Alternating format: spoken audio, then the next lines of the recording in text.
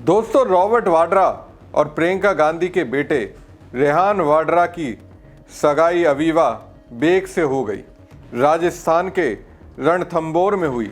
अब दोस्तों, इस सगाई को लेकर कांग्रेस सांसद प्रियंका गांधी राजनीति से इतर एक मां के तौर पर क्या सोचती हैं, बिजनेसमैन से इतर एक पिता के तौर पर रॉबर्ट वाड्रा क्या सोचते हैं, ये आप भी जानना चाहते होंगे।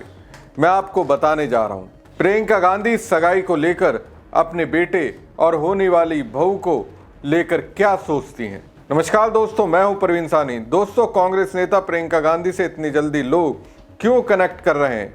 बेटे और होने वाली बहू के नाम भावुक मैसेज के जरिए आप समझ सकते हैं। वैसे देखा जाए तो दोस्तों, एक बड़े राजनीतिक परिवार से नाता रखने के बाद भी प्रियंका गांधी की सबसे बड़ी खासियत ये है कि वो जमीन से जुड़ी हुई हैं। उनमें अहंकार की परछाई तक नहीं दिखती है। वो बेहद ही साफगोई से बोलती हैं, जैसे कि एक आम आदमी और जमीन से जुड़ा इंसान सोचता है। उन्होंने कभी भी ये टशन नहीं दिखाया कि वो राजीव गांधी और सोनिया गांधी की बेटी हैं, इंदिरा गांधी की पोती हैं। वो जवाहरलाल नेहरू की परनातिन है। प्रियंका गांधी का व्यक्तित्व और उनका सियासी अस्तित्व इसलिए चमकता और धमकता है क्योंकि वो जमीन से जुड़ी हुई हैं।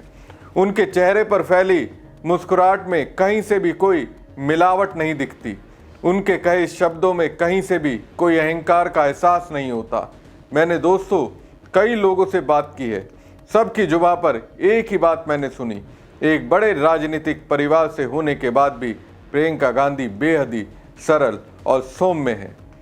लेकिन दोस्तों, इसका मतलब ये नहीं है कि कोई उनको और उनके परिवार को कुछ भी कहकर चला जाएगा और वो मुस्कुराती रहेंगी।